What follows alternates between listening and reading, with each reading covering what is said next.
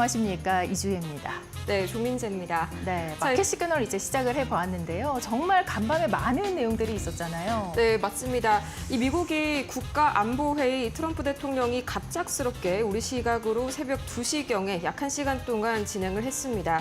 자, 여기에 대해서 뚜렷한 아직 정보는 나오지가 않았지만요. 주 앵커님, 이 이란이 여기 미국이 전쟁에 개입할 경우에는 즉각적으로 반격에 나서겠다. 이런 속보가 방금 또 새로 떴네요. 그렇습니다. 좀 잠잠해질만 한 이 중동 리스크가 다시금 또 불거지는 상황이 발생을 하는 것 같고, 또 트럼프 대통령 같은 경우도 이제 G7 정상회의를 떠나기까지 하면서 이런 상황에 대한 어떤 개입을 하는 가능성을 제시를 했습니다.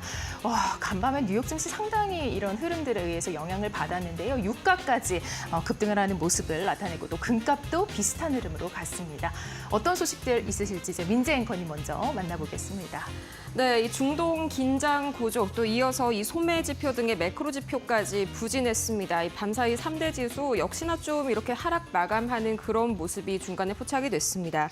여기에다가 이제 FOMC 연준의 회의 앞두고 대기 심리까지 거세지게 되면서 아무래도 어제와 같은 상승 흐름을 이어가기엔 다소 부담 요인들이 많았던 하루였습니다. 자, 가장 먼저 다우지수 현재 0.7% 하락한 42,200선까지 밀려나서 마감이 됐고요. 이어서 S&P 500 지수 더욱더 하락폭이 확대가 됐습니다. 그나마 다행인 점은 이 S&P 500의 경우에는 최근 20일 거래량을 회복을 하긴 했는데 나스닥은 거래량 측면에서 조금 아쉬웠습니다. 이 결과적으로 0.9%가량 하락하게 되면서 19,520선까지 밀려난 모습이었습니다. 자, 전반적으로 3대 지수가요. 이 중간에 낙폭을 좀 확대한 그런 변수가 하나 있었습니다. 이 장 초반 하락은 상당히 좀 제한적이었지만 이 장 중반부에 들어서 트럼프 대통령이 국가 안보 회의를 급작스럽게 좀 개최를 하겠다. 이런 소식이 들려왔고요. 우리 시각으로 방금 말씀을 드렸다시피 새벽 2시경이었습니다. 이 소식이 들리자마자 3대 지수 낙폭을 확대했습니다. 미군의 개입 가능성이 어제까지는 좀 없다가 갑작스럽게 좀 등장을 한 점이 3대 지수의 오늘 낙폭을 가른 변수였습니다. 자, 이어서 히트맨 만나보도록 하시죠. 그렇다면 이 밤 사이의 전반적인 업종 흐름은 어떻게 흘러갔을까요? 역시나 이 안전자산에 대한 선호 심리가 강해졌습니다. 당연히 기술주들 위주로 이 M7들 전반적으로 하락하는 흐름이 나타났고요. 특히나 테슬라 낙폭이 좀 거셌습니다. 약 4% 가까이 하락 마감한 테슬라. 이 상원 법안을 통해서 이 테슬라 에너지라는 이런 저장 사업이 좀 위축이 되는 그런 경향들이 있었고요. 또 여기에 대해서 전기차 세액 공제 소식까지 함께 전해졌습니다. 이 잠시 후에 이슈 3가지 볼 건데요. 거기에서 추가적인 내용 자세하게 설명을 한번 드리도록 하겠고요. 또 애플도 마찬가지로 좀 안 좋은 이슈 한 가지가 있었습니다. 1.4% 이제 눌려가는 그런 흐름이 보여지고 있네요. 자, 미국 법원이요. 애플이 요청했었던 앱 외부 결제 이 수수료 부과 금지 명령의 효력을 잠시 중단해달라는 요청을 거부했습니다. 자, 이 앱 외부 결제 수수료 이게 그렇게 중요한 이슈인가 하실 수가 있겠지만요. 현재 애플 같은 경우에는 앱 내 결제 수수료를 17%에서 약 27%가량 상당히 좀 많이 받아오고 있었습니다. 아무래도 이런 부분들이 막히게 된다면 당연히 수익 구조 전반적으로 큰 타격을 입을 것 같습니다. 자, 이어서 엔비디아 보도록 할 텐데요. 엔비디아도 마찬가지로 0.46%, 그나마 이런 다른 테슬라나 애플 등에 비하면은 약간은 좀 견조한 낙폭 지켜냈었는데, 자, 마찬가지로 좋은 소식은 하나가 있긴 했었습니다. 이 바클레이스가 목표 주가를 AI 수요가 지속되고 있다는 점을 들어서 이 $170에서 $200로 상향 조정을 했습니다. 그럼에도 불구하고 이 중동 위기가 고조가 되자마자 이 음전을 보였던 엔비디아 주가. 또 이어서 섹터별로 한번 보시자면요. 제약바이오 쪽에서도 굉장히 좀 부진한 그런 모습들이 나왔습니다. 이 아무래도 상원 관련된 이슈가 좀 있었는데요. 우선은 이 트럼프 대통령이 약품 수입 관세가 곧 도입이 될 것이다. 이렇게 언급을 했었고요. 거기에다가 더해서 이 메디케이드 예산을 삭감한 것까지 같이 제약바이오에 이렇게 부정적인 이슈로 작용이 됐습니다. 또 이 재생에너지 굉장히 강한 이런 급락세를 보였습니다. 가장 먼저 퍼스트솔라가 약 18% 낙폭 보였고요. 선런이 40% 급락, 또 이어서 솔라에지까지 30%대 급락이 나왔습니다. 이 마찬가지로 태양광과 풍력에너지 세액공제를 2028년까지 완전히 폐지하겠다 이런 상원의 예산안이 발표가 되자마자 약간 이런 하락세를 보였고요.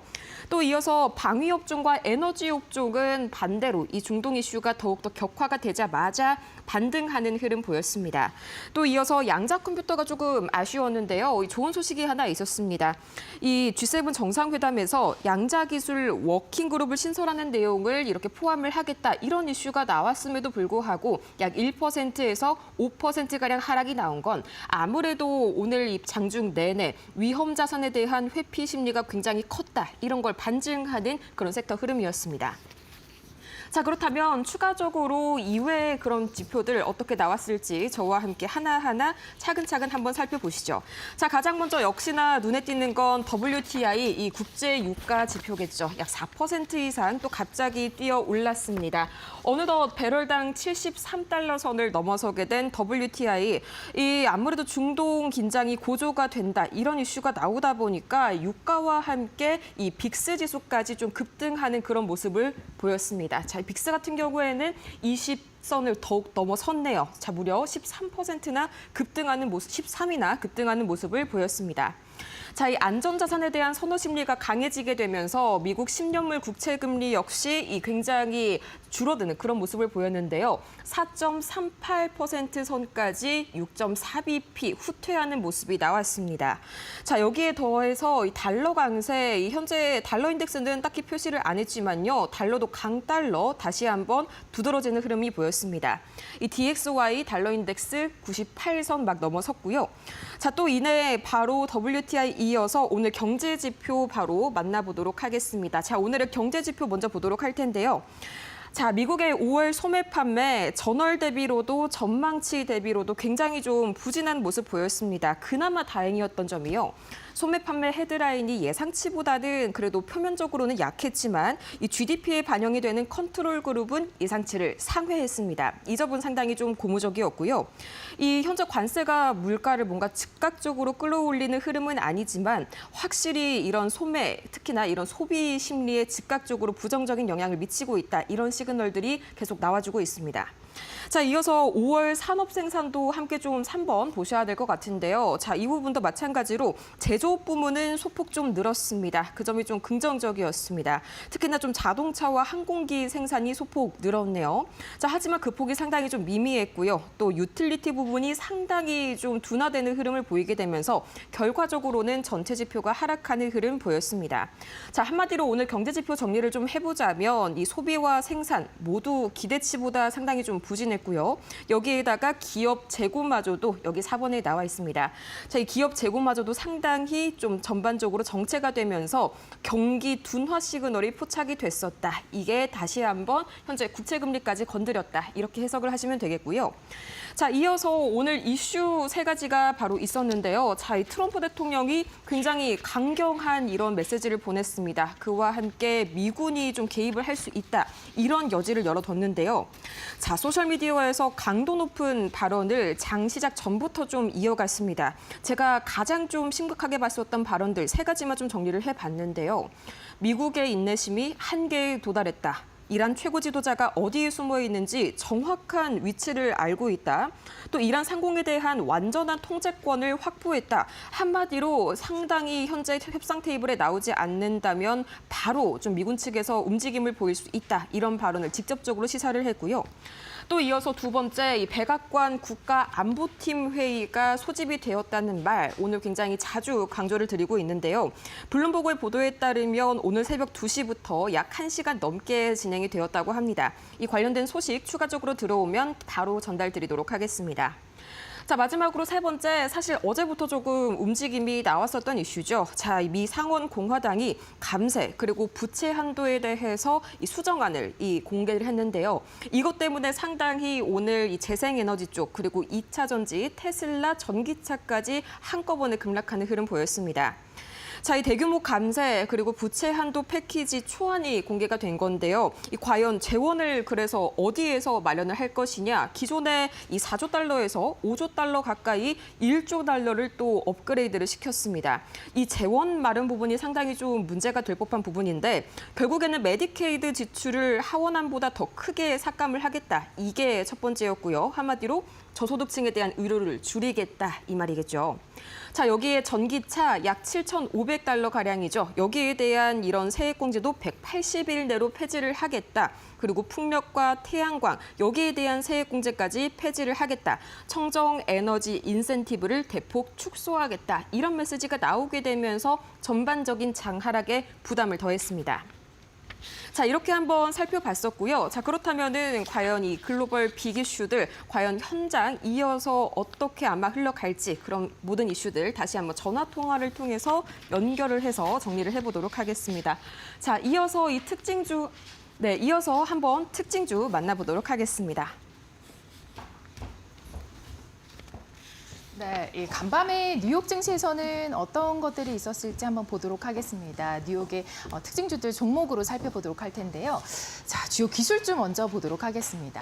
테슬라 같은 경우 3%의 약세를 보였습니다. 오스틴 공장이 일시적으로 이 가동 중단된다라는 소식이 들려오면서 제조 이 생산 물품에 대한 여파를 받고 있고요. 1년 새 세 번째 중단입니다. 이만큼 이제 생산에 대한 유지 보수에 대한 조치를 취하는 공장이 다시금 문을 닫게 되면서 이 부분이 테슬라에는 큰 영향을 받고 있고요.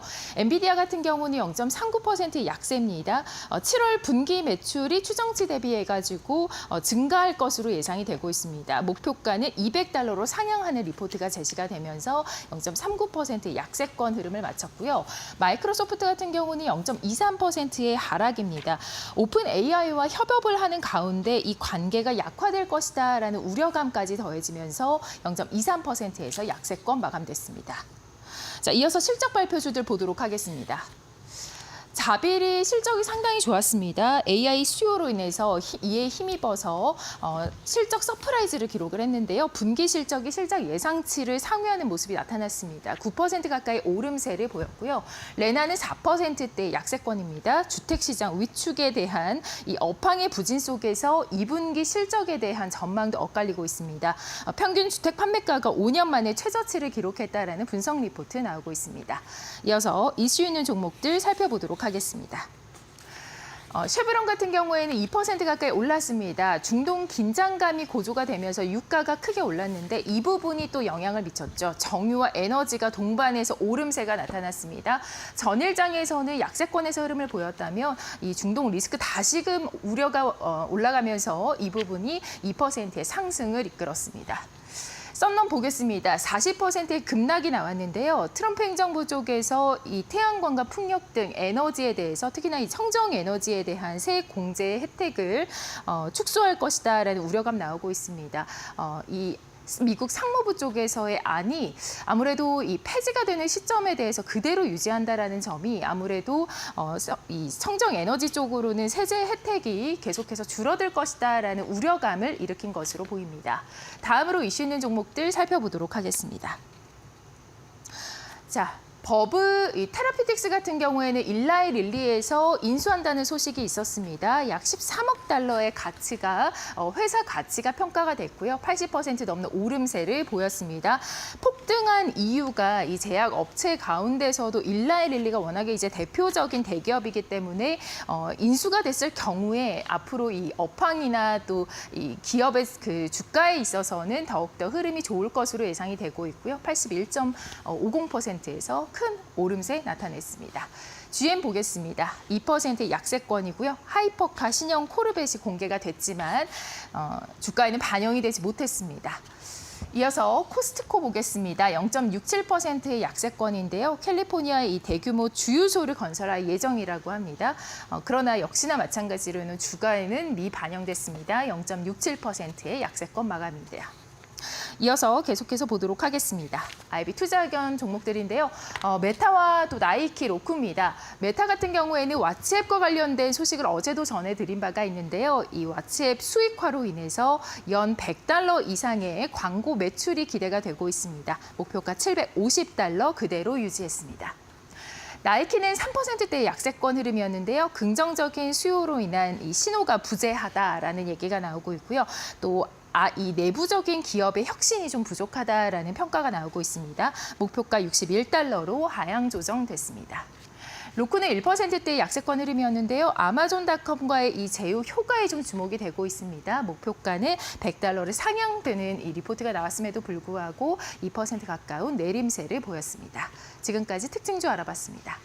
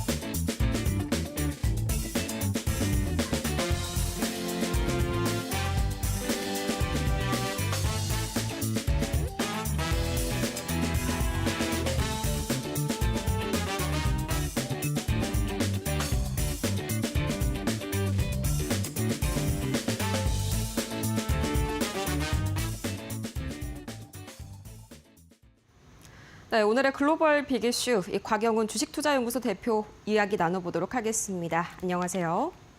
네, 안녕하십니까.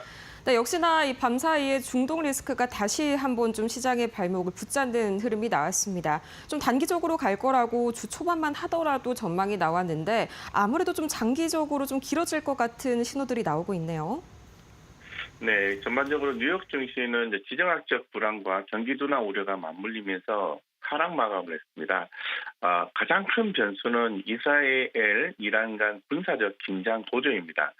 트럼프 대통령이 이란 상공 통제 확보와 무조건 항복을 언급한 가운데 미 국방장관의 파병 확대 가능성까지 제기되면서 미군 개입 우려가 현실화되고 있습니다. 실제로 공중급유기 파견, 벙커버스터 사용 가능성 등이 언급되면서 이 호르무즈 해협 봉쇄 우려까지 확산되자 유가와 에너지 가격이 급등했습니다. 한편 미국의 5월 소매 판매는 예상보다 큰 폭으로 감소하며 경기 둔화 우려도 커졌습니다. 이 자동차 판매가 3.5% 급감했고 산업 생산도 마이너스로 전환되면서 전반적인 소비 심리가 위축되고 있다는 해석이 나옵니다. 이에 따라서 국채 금리는 하락했지만 중동 전면전 가능성까지 감안할 경우 향후 전쟁 위험 부담으로 금리 반등 리스크도 동시에 존재합니다.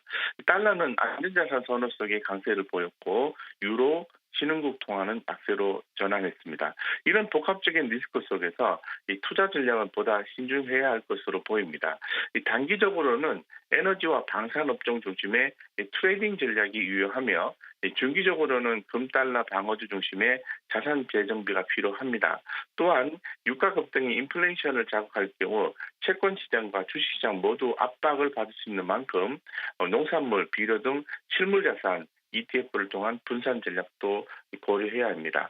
마지막으로 2003년도 이라크전 사례처럼 단기 반등 뒤 재정, 소비, 구조 불안이 본격화될 수 있다는 점도 유념해야겠습니다. 현금 비중 확대와 글로벌 ETF, 대체 자산 병행 등 중장기 보수적 포지셔닝이 요구되는 시점이다라고 말씀드리겠습니다. 네, 정말 좀 장기적으로 다시 한번 불이 거세지고 있는 중동 쪽 소식에 이어서 매크로 지표도 부진했고요. 또 어제 우리 시장에서도 상당히 좀 태양광 관련주들이 감세 법안 때문에 하락세를 보였습니다. 그게 마찬가지로 지난 뉴욕 증시에서도 그대로 이어졌었죠. 관련해서 이런 특징 업종, 섹터 흐름 어떻게 봐주실까요? 네네, 업종별로 엇갈린 흐름을 뉴욕 증시에서 보여줬는데요. 먼저 자동차 2차 전지 섹터는 테슬라를 중심으로 큰 폭의 조정을 받았습니다. 이 전기차 세액 공제 종료와 자동차 판매 둔화, 테슬라 에너지 사업 위축 우려가 복합적으로 작용했는데요. 이 섹터는 당분간 정책 불확실성과 수요 둔화 우려가 지속될 수 있어서 비중 축소 또는 관망 전략이 유효합니다. 반면에 이 반도체는 상온 감세한 기대에 매우 일부 종목이 반등했습니다. AMD, 인텔, 마이크론 등은 AI 수요와 새 공제 수익 기대감이 반영됐지만 퀄컴과 브로드컴은 차익 매물로 조정을 받았습니다. 이 반도체는 이제 중기적으로 우상향 흐름을 이어갈 가능성이 높아 보이고요. 감세 수혜주 중심의 선별적 매수가 유효해 보입니다. 메가테크는 실적과 규제 이슈가 혼재된 가운데 혼조세를 보였고요. 애플은 앱 수수료 이슈, 그리고 MS는 오픈 AI와의 마찰이 부담으로 작용했습니다. 7월 실적 시즌 전까지는 개별 뉴스에 따라 등락이 엇갈릴 수 있어서 실적 상향 종목 위주로 접근함이 바람직합니다. 한편 중동 리스크 확대로 방위산업과 에너지 업종은 강세를 보였습니다. 록히드 마틴, 엑손모빌 등이 대표적이고요. 이들은 단기 트레이딩 전략으로 유효하되 이 과열 구간에선 분할 익절이 필요합니다. 태양광 풍력주는 상원 예산안에 따른 세액 공제 폐지안 충격으로 급락했습니다. 당장은 저점 매수보다는 정책 방향이 명확해질 때까지 관망이 바람직해 보입니다. 제약바이오 업종은 트럼프의 약가 인하 발언과 메디케이드 축소 우려로 동반 약세를 보였고요.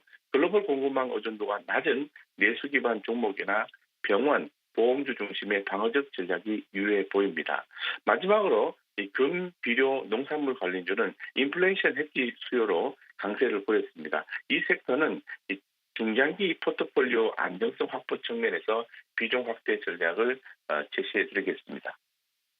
확실히 좀 변수가 이것저것 많다 보니까 오늘 국내 증시에서도 좀 미리 살펴봐야 할 그런 이슈들이 많은 것 같습니다. 물론 방산과 에너지 같은 경우에도 지정학적 위험이 다시 좀 커지자마자 뉴욕 증시에서 반등하는 흐름 보였는데 오늘 국내 증시도 좀 약간 이렇게 동기화 보일 가능성이 높을까요? 오늘 국내 증시 전략 어떻게 세워주실까요?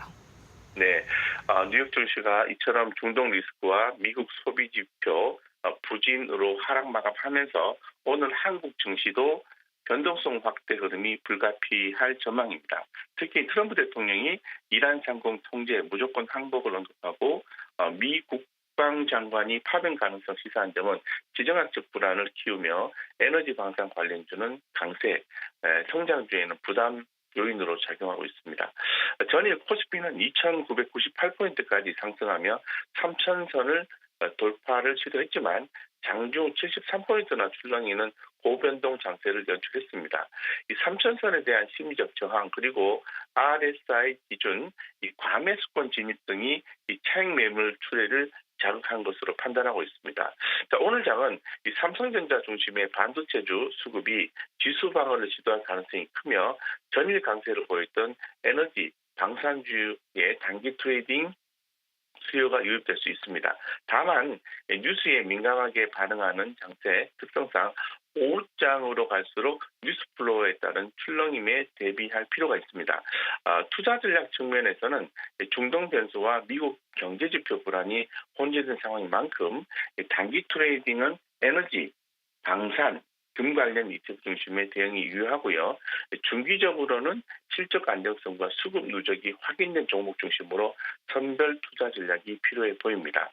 특히 이제 기관 수급이 유입된 전기전자 업종 그리고 악재 없이 일시 조정을 받은 실적 성장주에 주목할 것을 제안드리겠습니다. 반면에 태양광, 2차전지, 정책 민감 업종은 당분간은 관망이 바람직해 보입니다. 따라서 오늘은 지수보다 실적 수급 중심의 옥석 가리기 전략이 다라고 말씀을 좀 드리겠습니다. 네, 어제 코스피 고가가요 2,998.6까지 갔더라고요. 이제 3,000선까지 뭐 1.6포인트도 채 남겨두지 않은 그런 상황이었는데 종가는 뭐 2,950선에서 마감이 됐습니다만 역시나 좀 단기적으로는 그렇게 부담적인 측면 절대 무시를 하지 못할 것 같습니다. 네, 이렇게 해서 오늘 곽영훈 주식투자연구소 대표 함께 이야기 나눠봤습니다. 좋은 말씀 고맙습니다. 예, 감사합니다. 네, 잠시 후 더 자세한 이야기 머스노우5에서 함께 만나보시죠.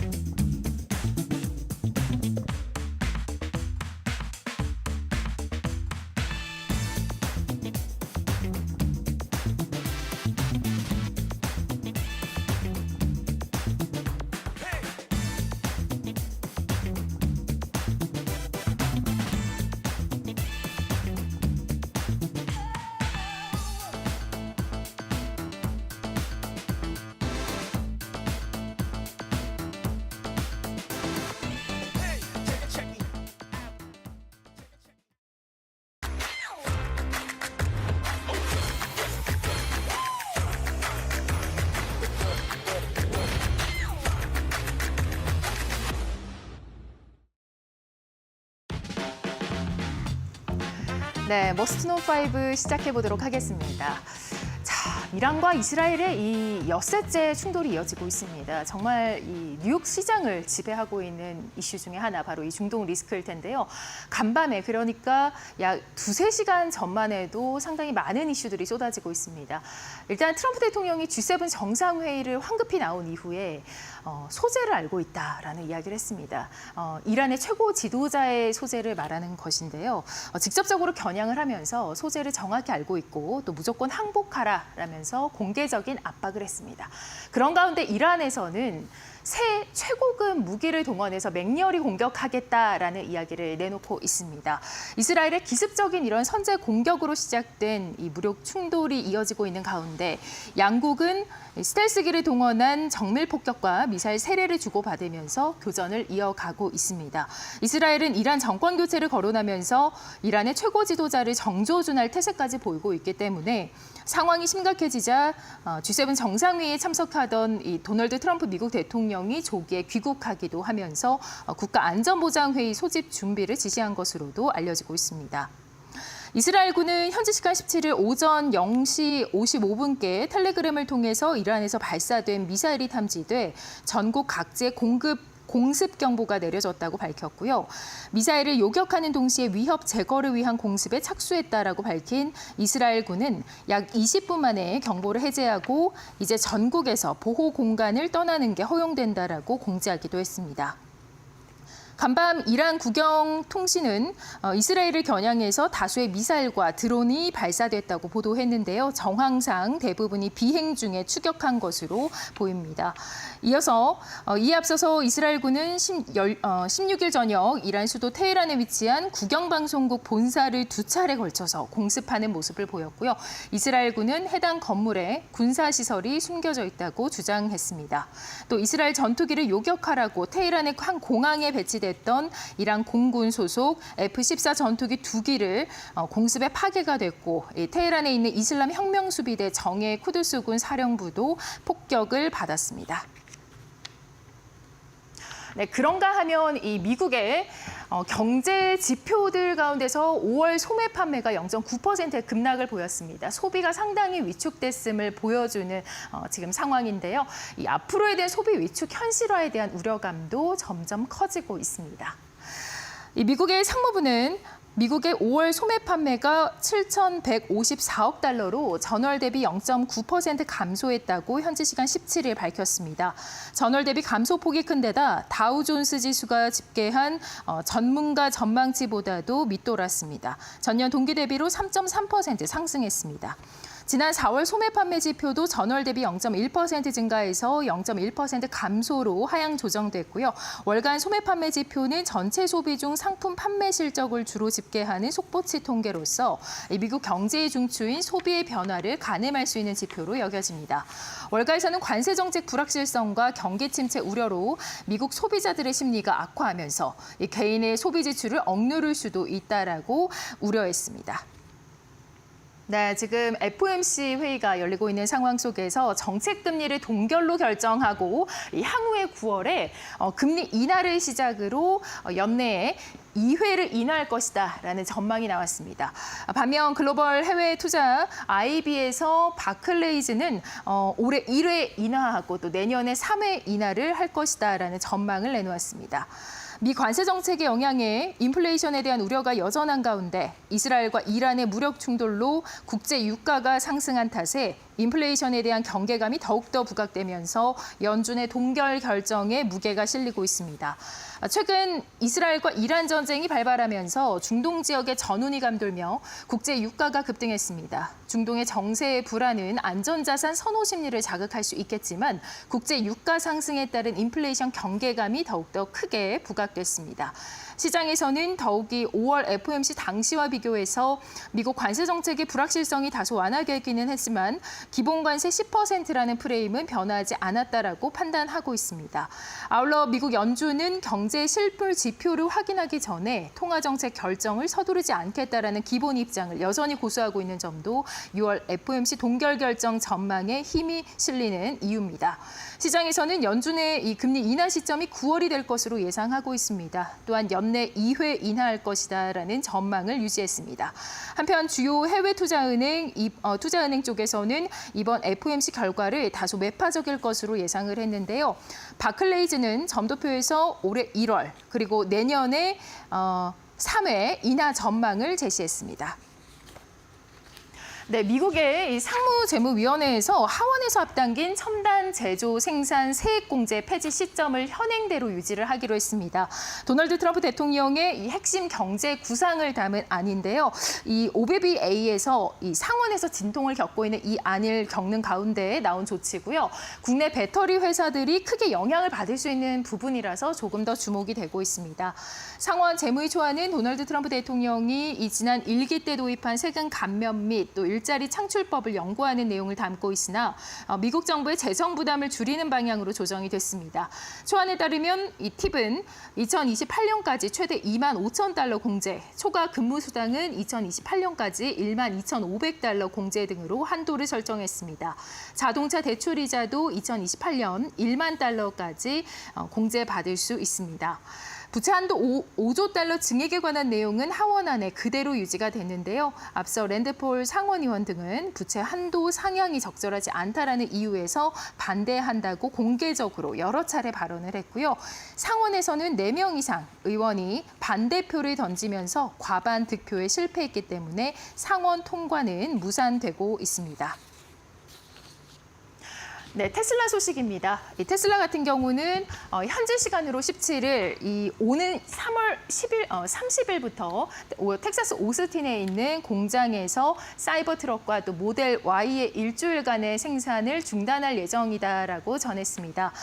테슬라의 주가는 이러한 소식이 나온 이후로 장중에 326달러에서 출발해서 장 초반에 이후 317달러 선까지 밀렸다가 321달러 선을 회복을 시도했지만 다시 약세에서 마감됐습니다. 사내 회의에서 전달된 이 소식은 생산 라인 유지 보수를 위한 조치로 해당 공장에서 1년 새 3번째 중단 사례가 발생한 것이고요. 한편 이 테슬라는 오는 6월 22일 오스틴에서 모델 Y 기반 자율주행 택시, 로보택시 출시를 앞두고 있습니다. 일론 머스크 CEO는 최근 관련 영상을 공개하면서 시장의 기대감을 높인 바 있고요. 다만 로보택시 계획과 별개로 생산 중단이 실적 차질로 이어질 수 있다는 우려가 주가에 부담으로 작용한 것으로 풀이됩니다. 또한 이 테슬라 CEO의 인공지능 스타트업 xAI가 이 43억 달러 규모의 지분 투자 유치를 위한 협상을 진행 중이라고 블룸버그 통신이 보도를 했습니다. 이번 지분 투자는 머스크가 소셜 미디어 플랫폼 X와 또 xAI의 합병을 위해서 채권 투자자들로부터 융자를 조달하려는 50억 달러와는 별개로 진행됩니다. 머스크의 xAI는 AI 챗봇 그롯을 개발한 회사로 새 자금 유치는 기존에 조달한 자금을 이미 상당 부분 소진한 데 따른 것입니다. 네, 지금까지 5가지 종목들에 대해서 알아봤습니다.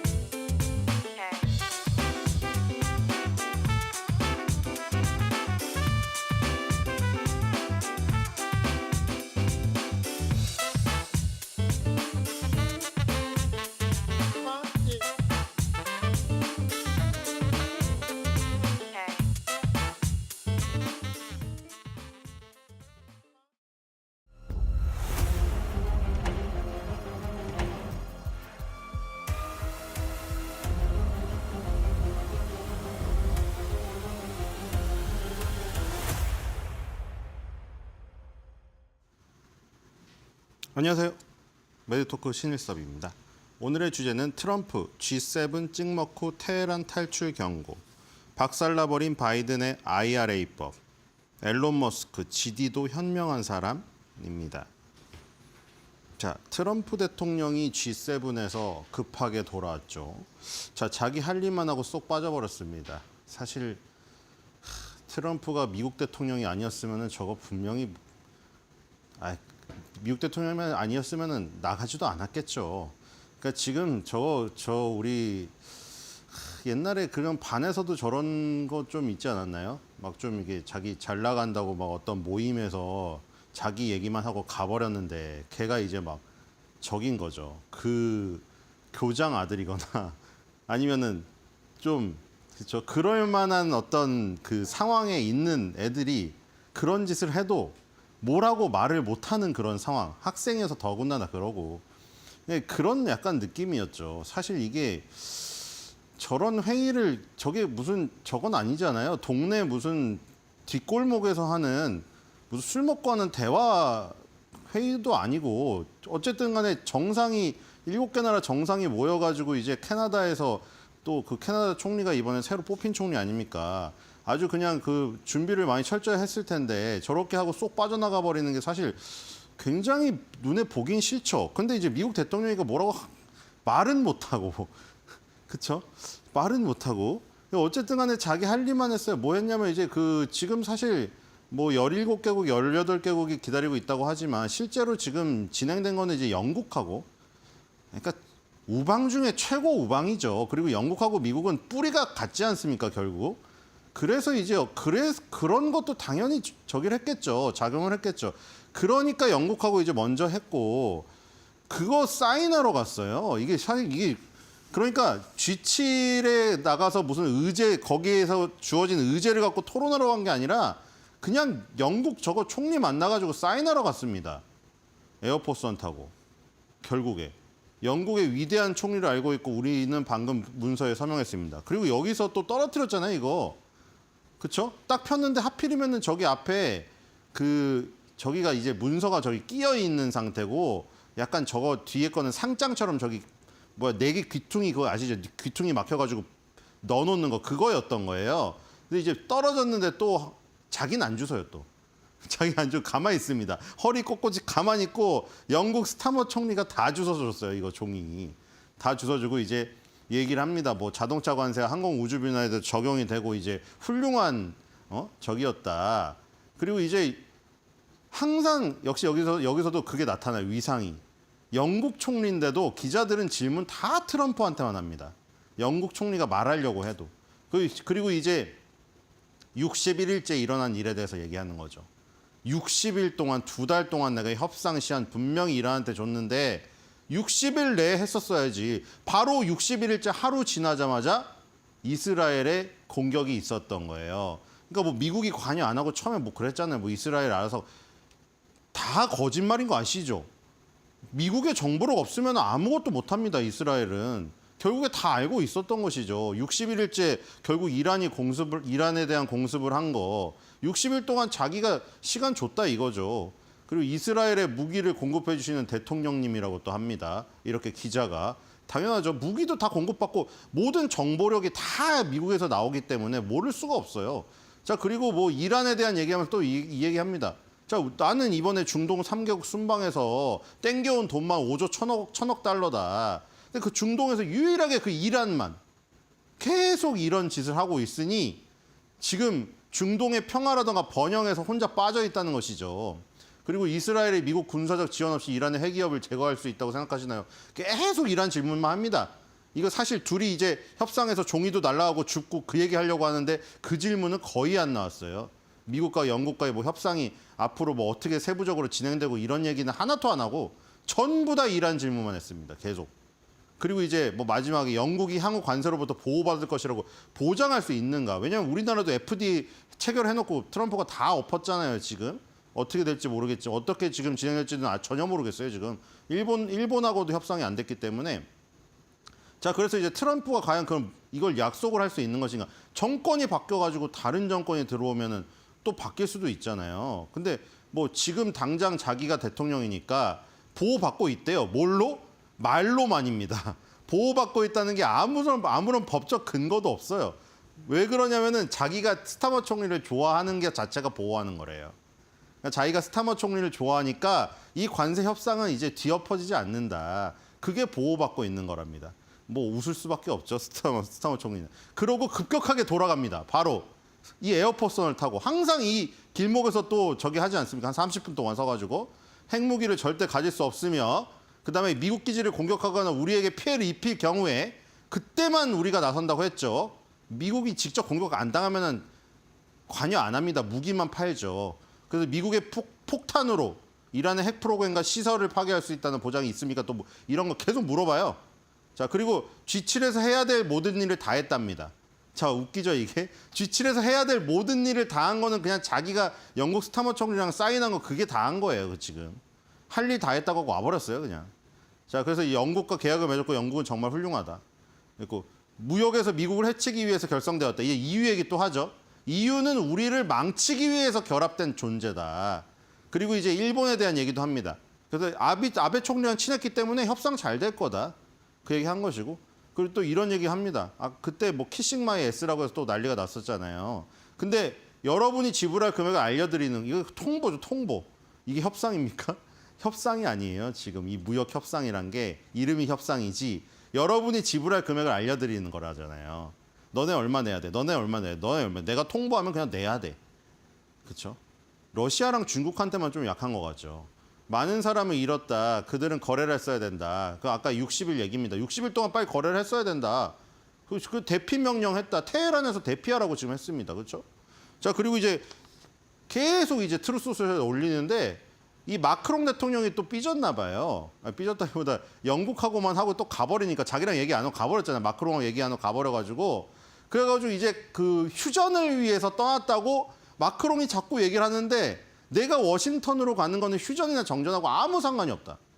훨씬 더 큰 게 있다고 하고 가가지고 지금 또 기자들이 난리가 났었잖아요. 뭐가 더 큰 게 있다고? 뭐지? 막 그랬잖아요. 이라는 거래에 서명했어야 된다. 아까 그리고 테헤란에서 빨리 나가라. 수도에서 다 대피하라고 했어요. 그 지금 다들 테헤란에서 대피하라고 큰일 나겠다 뭐 이러고 있죠. 그리고 이제 무서운 경고를 날립니다. 최고 지도자 하메네이 있잖아요. 하메네이를 암살해도 되겠냐고 이스라엘이 물어봤을 때 미국은 거부를 했는데 트루스 소셜에는 또 이렇게 올렸어요. 최고 지도자가 어디 숨어 있는지 다 안다. 너무 쉬운 표적이다. 근데 죽이지 않을 거다. 너무 무섭지 않습니까? 그러니까 마음만 먹으면 죽일 수가 있는데 지금 당장은 봐주겠다는 거잖아요. 너무 무섭네요. 그리고 인내심은 점점 줄어들고 있다. 결국에 인내심이 점점 줄어들다가 바닥이 나면은 너무 쉽게 찾아낼 수 있으니까 죽일 수 있다는 경고를 날려버렸습니다. 무섭네요. 그리고 이란 상공을 완전히 장악했다. 이란 상공 완전 장악해서 지금 이스라엘 전투기가 마구 날아다녀도 아무것도 방어 못한답니다. 이란은 방공망이 없어요, 지금. 자, 그래서 우리나라가 만드는, 그러니까 미국이 만들고 구상하고 제조한 물건은 너무 뛰어나기 때문에, 그렇죠? 대항할 생각하지 말으라고 경고 날렸고요. 자, 박살나버린 바이든 IRA법. 박살나버렸죠, 완전히. 자, 지금 상원에서 법안이 지금 나왔는데 크라포 상원 재무위원회 위원장이 발표한 세법 초안입니다. 근데 여기에 지금 바이든 해리스 정권에서 했던 것들이 모두 다 무너지는 것이에요, 지금. 자, 이 앨런 머스크가 아마 이런 것 때문에 또 삐졌죠. 자, $7,500의 전기차 세액 공제 종료, 180일, 6개월 안에 다 종료시킨답니다. 지금 이 버전은 하원 버전보다 상원 버전이 더 세고요. 그리고 업계에서 로비를 했는데 수소 생산 커리어도 다 제거했습니다. 그러니까 수소 전기차에 대한 부분을 다 세제 혜택 없애버린답니다. 자, 그 다음에 임대 및 구매 옥생 시스템에 대한 태양광 세액 공제 제거해버리고요. 대신에 핵, 그쵸, 원자력 발전에 대한 부분은 강조를 했습니다. 결국에는 지금 이런 것들이죠. 지금 이 iShares 펀드에 지금 에너지 펀드인데 이렇게 급등했다가 지금 제자리로 왔거든요. 지금 조금 저점에서 반등하고 있을 뿐이지 다 거품 다 빠졌잖아요. 이렇게 됩니다. 이 정책 관련주는. 그러니까 지금 여기에 속해 있는 사업을 하는 앨런 머스크는 좀 화가 날 만하죠. 자, 그리고 어저께 지금 다 박살났습니다. 지금. 인페이지 에너지가 24% 하락했고요. 솔라이즈 테크놀로지 33% 하락했습니다. 근데 어제 하루 하락했으면 문제가 아닌데 아까 iShares 그 글로벌 에너지 펀드랑 똑같죠, 지금. 처음에 출발했던 2019년 저점으로 다 빠졌어요, 주가가. 진짜 처참하죠. 태양광, 풍력, 그리고 저 수소, 전기차, 테슬라만 예외고 나머지 다 박살났습니다. 그렇죠? 어마어마한 썬런 보세요. 썬런 $5예요, 이거. 자, 지금 여기 $100 갔다가 지금 $5 됐습니다. 자, 어마어마하죠. 자, 그다음에 앨런 머스크가 요즘에 조용하죠. 앨런 머스크가 언론에 잘 안 나와요. 오히려 사업에 집중하니까 뭐 주가엔 더 좋을 수도 있겠는데 앨런 머스크가 GD에 이게 테슬라 코노믹스라고 요 테슬라 정보를 많이 올리는 사이트인데 요거를 리트윗을 많이 해요. 예전부터. 그 어저께 또 GD가 이 탑승하는 내리는 장면 있잖아요. 핑크색 우주복 입은 사람하고 이제 요 퍼포먼스 하고 그걸 리트윗했거든요. 그리고 뭐 언론에 보니까 뭐 저기 앨런 머스크 어머니도 같이 리트윗했다고 하더라고요. 근데 이 지금 요거를 예전부터 했었어요. 예전에 2024년 7월달에는 이거 리트윗했잖아요. 기억나시는 분들 있으시죠 이거? 태극기에다가 여기다가 테슬라 해놓은. 이건 앨런 머스크가 만든 게 아니라 테슬라 코노믹스 저 사이트에서 이런 재밌는 것들을 짤을 많이 만들어요. 그러면 이제 머스크가 리트윗을 하거든요. 이때도 리트윗했습니다. 뭐라고 했냐면 스마트 피플이라고 달았거든요. 그러니까 우리나라 서학개미 분들이 테슬라를 압도적으로 많이 보유하고 있잖아요. 지금도. 그죠? 그러니까 캐시우드를 더 추종할 수도 있어요. 자기랑 같은 저기 방향성이 있으니까. 앨런 머스크가 그때 현명한 사람이라고 지금 여기다 했거든요. 서학개미 분들을. 서학개미 분들도 기분이 좋았죠. 그리고 이제 계속해서 저 사이트를 지켜보는 거예요. 저 X를. 그래서 이번에도 GD가 테슬라의 사이버 트럭을 지금 타는 장면을 리트윗했다. 자기한테 유리하거나 뭐 좋은 것들 있으면 다 이렇게 리트윗을 하기 때문에 테슬라 그리고 서학개미 분들은 항상 환호를 하고 있다. 자, 이 96년도, 97년도 지내보신 분들은 그 공포 영화의 어떤 붐이었죠. 스크림. 그리고 나는 내가 지난 여름에 한 일을 알고 있다. 여고괴담. 자, 요즘에는 뭐 그런 감성이 느껴지지 않는데요. 나이 때문에. 아까 트럼프가 하메네이한테 한 말이 정말 여름 공포 영화 같습니다. 자, 그래서 만약에 트럼프가 공포 영화 예고편을 찍는다면 이 워딩이 나오지 않을까 싶습니다. 트럼프, 나는 하메네이가 이번 여름에 숨을 곳을 알고 있다.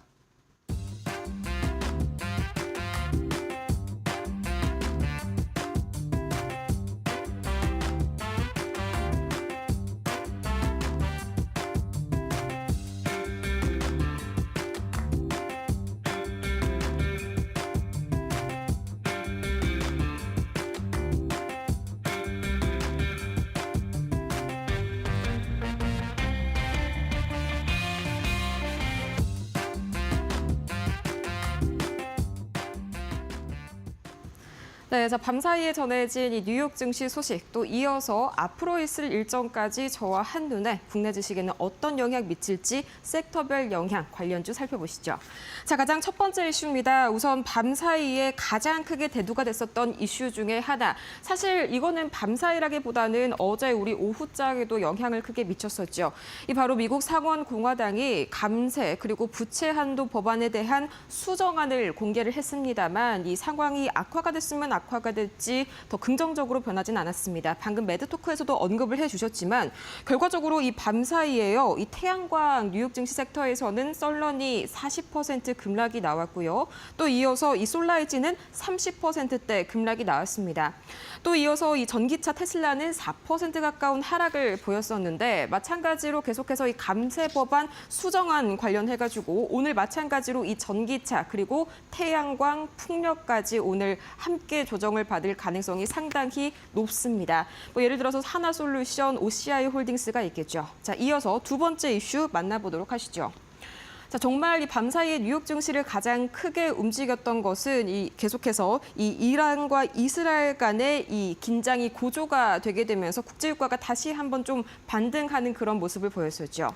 자, 이렇게 보게 된다면 이란과 이스라엘의 공방이 상당히 좀 뜨거워지고 있는 가운데 트럼프 대통령은 국방 안보 회의를 진행을 했었고요. 여기에 대해서 이란이 상당히 불편한 기색을 드러냈다까지 이 속보로 오프닝 때 전해드렸었죠. 마찬가지로 국제유가가 이렇게 상승하게 된다면 우리 시장에서도 마찬가지로 한국 석유 그리고 중앙 에너비스와 같은 정유와 석유주들 상승할 가능성 굉장히 큽니다. 이 간밤 WTI가 4% 이상 강세를 보였었죠. 자, 이어서 다음 이슈 만나보도록 하겠습니다. 자, 계속해서 이슈들이요. 이 마찬가지로 비슷한 결의 이슈들이 나와주고 있습니다. 이 트럼프 대통령이 국가안보팀 회의를 우리 시각으로 오늘 새벽 2시부터 약 1시간 가까이 좀 진행을 했었는데 본격적으로 이 미군이 둘 사이의 움직임에 개입을 하려는 그런 모습들이 나와주고 있습니다. 이 유럽 정상들이 그럴 일이 없을 것이다. 이 밤사이 장 시작 전만 해도 그런 이슈를 밝혔겠지만 트럼프 대통령이 아니다. 굉장히 이란에 화가 나 있다. 그런 발언들을 대놓고 좀 쏟아내는 그런 모습이었고요. 마찬가지로 계속해서 이 방산주들 유의 깊게 지켜보셔야겠습니다. 실제로 밤사이 뉴욕 증시에서도요. 방산 그리고 이 화력, 화석 연료 에너지들 함께 오르는 흐름 보여줬었죠. 자, 이어서 다음 이슈 만나보도록 하겠습니다. 자, 다음 이슈 살짝 약간 환기를 시켜볼까요? XAI 관련 이슈가 하나 나와줬습니다. 이 XAI가요, 이 43억 달러 규모의 신규 지분 투자를 협의 중에 있다. 뭐 아직 공식적인 보도는 아닙니다만 블룸버그 통신이 전해왔습니다. 이 기존의 50억 달러 규모의 이 지분 투자와는 다른 전혀 별개의 이슈죠. 이 합쳐서 93억 달러가량의 대규모 투자가 단행이 될 예정이고요. 여기에 더해서 이 아마존 CEO 제프 베이조스까지 상당히 좀 생성형 AI 쪽에 힘을 실어주는 발언을 했었습니다. 자, 생성형 AI를 일생에 한 번 오는 혁신 기술로 규정을 하고 회사 전반에 막대한 투자 중이다. 아, 일생에 한 번 정말 전무후무한 그런 이슈라고 하는데 과연 추가적인 이슈들 함께 지켜보시면 좋을 것 같네요. 자, 이 생성형 AI와 AI 챗봇들 이스트소프트부터 솔트룩스까지 잠시 눌림목 구간 형성을 했지만요. 추가적인 반등 포인트 이어갈 수 있을지 지켜보시면 좋을 것 같습니다. 자, 이어서 다음 이슈 만나보시죠. 자, 마찬가지로 이 메타도 굉장히 반가운 소식 하나를 추가로 전해줬는데요. 이 AI 스마트 글래스를 새로 이 신규 제품을 출시를 할 것이다. 그리고 6월 20일에 공개를 할 예정이다. 이렇게 밝혔습니다. 자, 이 오클리와 함께 이 프라다 브랜드 제품을 달고 좀 출시가 될 것이다. 이런 소식이 나왔었고요. 마찬가지로 이 스마트 글래스 하면 이 직접적으로 관련이 있는지와 동시에 가상현실, 뭐 AR이나 XR, VR 이쪽이 함께 움직이는 경향이 국내 증시에서는 강하죠. 마찬가지로 위직 스튜디오부터 버넥트 그리고 라운텍까지 함께 살펴보시면 좋을 것 같습니다. 이어서 다음 이슈 만나보시죠. 자, 이 다음 이슈입니다. 이 양자 기술까지 함께 오늘 챙겨보셔야겠습니다. 이 밤사이에 워낙 지정학적 이슈가 도드라져가지고 이 양자 컴퓨터주들 약 1%에서 약 3%, 크게는 5%까지 낙폭을 확대하긴 했었지만요. 재료 자체는 굉장히 좋았습니다. 자, G7이 공동 양자 기술 워킹 그룹을 신설을 했다. 자, 이런 소식이 들려오게 되면서 오늘 이 STO, 우리는 특히나 정책 관련이 엮여 있으니 이렇게 약간의 좀 단기적인 뭐 악재 또는 눌림목이 뉴욕 증시 에서 발생을 하더라도 국내 증시에선 충분히 추가적으로 상승 이어갈 수가 있겠습니다. 자, 엑스게이트부터 코이버, 우리로까지 만나보시면 좋을 것 같고요. 방금 들어온 소식 하나만 더 전해드리자면 이 미국 상원의 지니어스 법안이 최종 표결을 통과했습니다. 마찬가지로 이 스테이블 코인, STO 관련주까지 오늘 국내 증시에서 좋은 흐름 보여줄 것 같습니다. 이렇게 해서 6가지 이슈 정리해봤습니다. תגיד לי כמה להעלות. רגע, אני לא יודעת איך לעשות את זה. טוב, אני מוכרחה להיכנס. לא, אני מוכרחה להיכנס.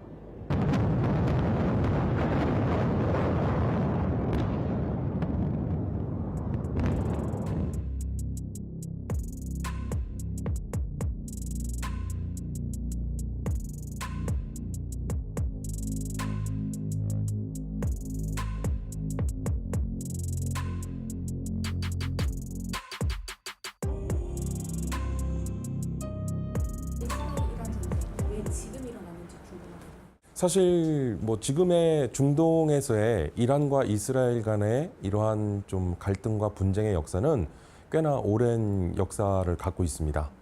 1, 2차 세계대전 이후로부터 시작해서 그리고 냉전 시기를 지나온 기간 그리고 최근까지의 탈냉전 이후의 상황에 이르기까지 거의 100년에 가까운 역사 속에 이스라엘과 이란 그리고 이란을 주축으로 한 이런 중동 국가들과 이스라엘 국가와의 이러한 갈등과 그리고 어떤 전쟁의 그러한 역사적 흐름은 꽤나 오랜 기간 지속되어 왔고요. 최근에 벌어진 이란과 이스라엘의 이러한 무력 충돌의 결정적인 원인은 이란의 핵 개발에 있었습니다. 과거에 또 이란은 여러 차례 핵무기를 개발하려고 하였고요.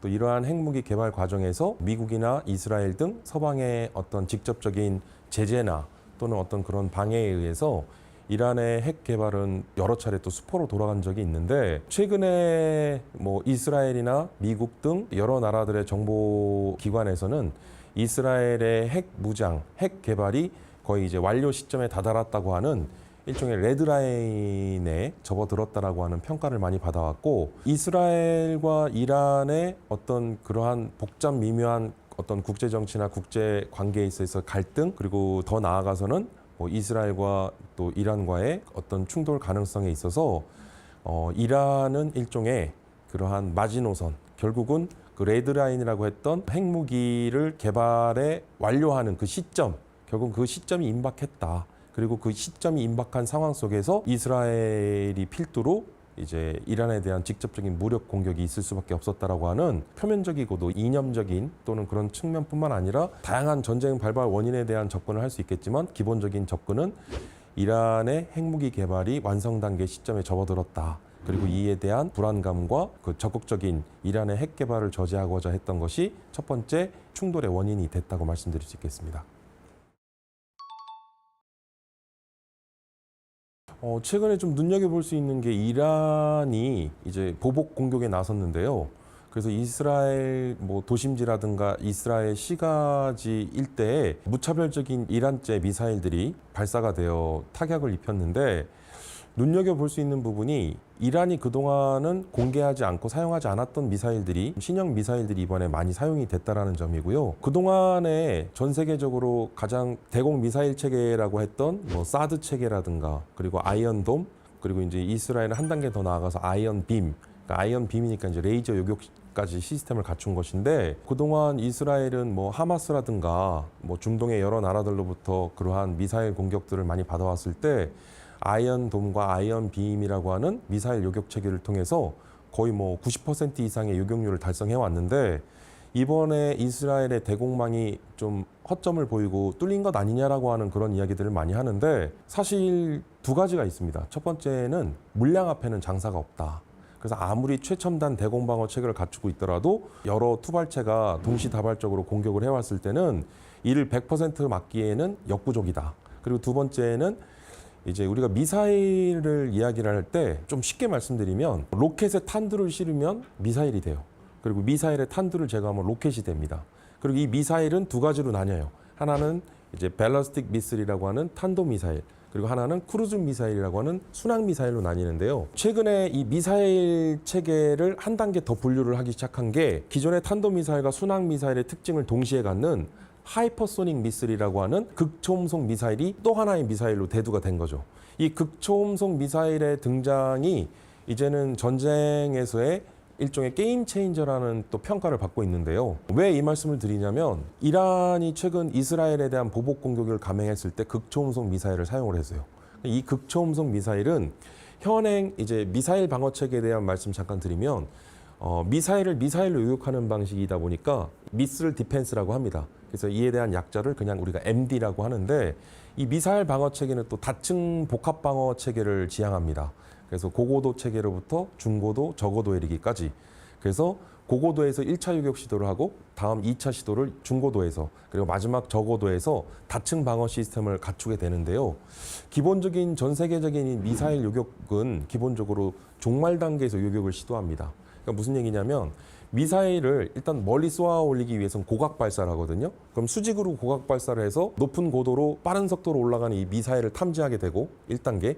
그다음에 이 미사일이 다시 이제 수평 궤도로 이동하면서 이제 활공 단계에 접어들게 되는데 이때 추적하고 이제 식별을 합니다.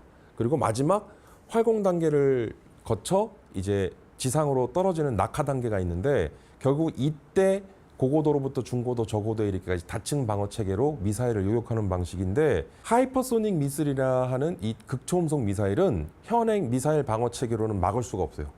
현행 미사일 방어 체계로는 이 하이퍼소닉 미슬이라고 하는 극초음속 미사일을 100% 막을 수 있다고 하는 것은 불가능에 가깝습니다. 왜냐하면 너무 빨라요.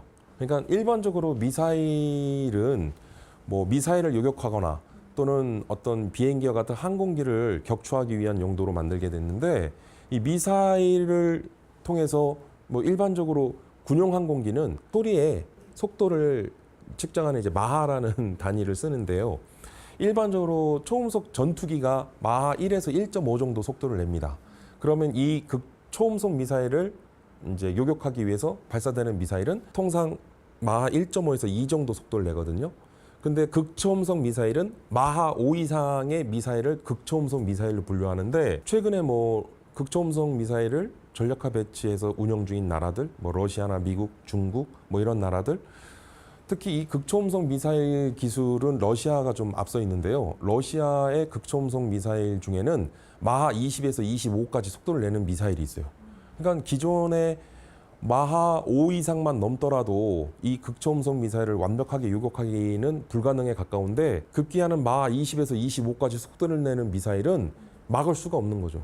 그래서 지금의 이스라엘의 아이언돔, 진화된 아이언빔 체계에 있어서 지금의 이러한 극초음속 미사일을 완벽하게 요격하는 것은 사실상 불가능에 가깝다. 그래서 앞서 말씀드린 첫 번째, 결국에는 동시다발적인 다량의 그러한 미사일 공격에 대한 한계점이 있다는 점과, 두 번째, 하이퍼소닉 미술이라고 하는 극초음속 미사일에 대한 어떤 기술적 요격 체계에 있어서는 분명한 어떤 한계점이 또 드러나는 부분인 것이죠.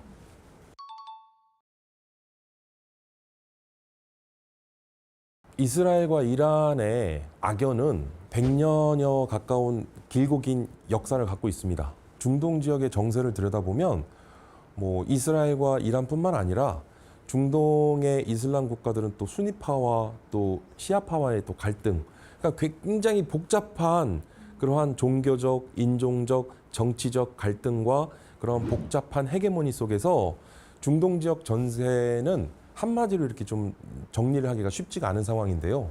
일단 이스라엘과 이란 상황만 좀 집중해서 보자면, 사실은 중동의 이스라엘은 인구 이제 950만에서 한 1000만 정도 되는 작은 나라입니다. 주중의 인근 연안에 또 위치해 있는 이스라엘의 지도를 보면요, 이스라엘은 주변으로부터 모든 중동 국가들로부터 포위돼 있어요. 그러니까 쉽게 얘기하면 고립이 돼 있는 상황 속에서 배후에는 이제 지중해가 있는데 더 이상 도망갈 데도 없는 거죠. 사실은 피할 곳이 없는 거예요. 그러니까 이제 이스라엘은 이러한 어떤 중동 지역 내에서의 국토의 그런 지리적 한계나 어떤 제약, 그리고 주변 중동 국가들로부터의 어떤 고립된 상황 속에서 연례적인 군사 훈련조차도 제대로 못해요. 왜냐하면 이스라엘의 군사 훈련이 어떤 주변 국가들에게는 뭐 마치 준 전시 상황과 같은, 그러니까 이제 결국은 이스라엘은 어떤 공격이 임박했거나 공격 징후가 있었을 때 이에 대비하겠다고 하면 너무 늦어요. 그래서 이스라엘은 국가적 전략을 이제 공격 징후나 어떤 전쟁 발발 징후가 있을 때는 선제 타격을 합니다. 그러니까 선제 공격을 하도록 돼 있어요. 그러니까 이스라엘의 기본적인 군사작전 지침인데, 국제법상에서도 자위권을 인정하고 있거든요. 그러니까 여기서 말하는 국제법에서의 자위권이라는 거 하는 것은 선제와 예방이라는 개념인데, 이스라엘은 국제법에서 이야기하고 있는 이 자위권에 있어서 선제와 예방을 적극적으로 활용하고 있는 나라 중에 하나다. 그리고 이스라엘의 이러한 이란의 뭐 핵 개발의 어떤 완성 단계에 임박했을 이런 상황에 대한 어떤 일종의 시나리오, 그 상황을 가정해 놓고 있었는데, 이란이 핵무기를 개발한 순간 결국은 핵 공격을 받을 수 있잖아요. 근데 이제 냉전 시절에만 하더라도 대표적인 Mutual Assured Destruction이라고 하는 그 대량 응징 보복 또는 이제 상호 확증 억제 전략이라고 해서, 쉽게 얘기하면 핵무기를 보유한 국가는 핵무기를 보유한 국가를 공격할 수가 없다라는 게 핵 보복을 받기 때문에, 이란이 핵무장을 하는 것은 결국은 어떻게 보면 중동 지역에서의 이른바 3차 세계대전이 핵전쟁으로 비화될 수 있고, 이 핵전쟁의 시작이 결국은 이란과 이스라엘 간의 전쟁이 될 수 있다라고 하는 점인데, 인류의 수많은 역사 속에 있어 왔었던 수많은 전쟁 속에 그 핵전쟁은 없었거든요. 그리고 핵전쟁은 앞으로도 없어야 한다라는 것이 어떤 국제적인 기저고요.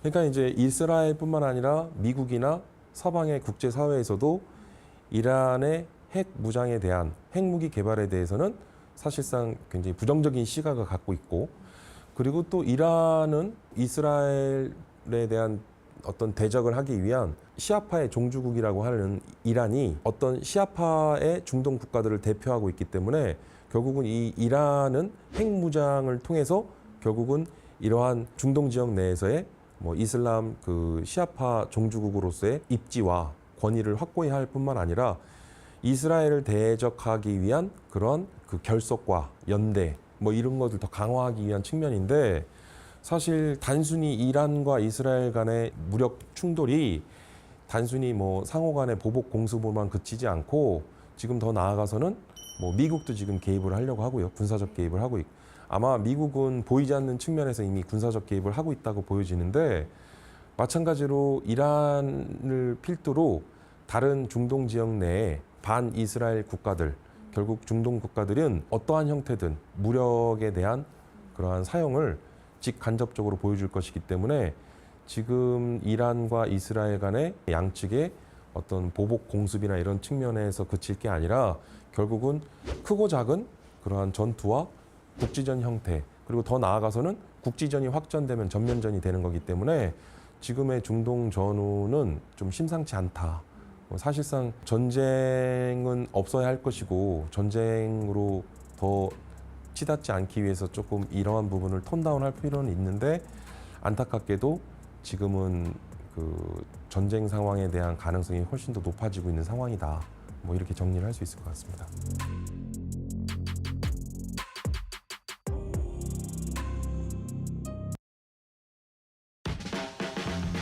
네, 시청자 여러분 안녕하십니까. 6월 18일 수요일 뉴스 브리핑 시작을 하도록 하겠습니다.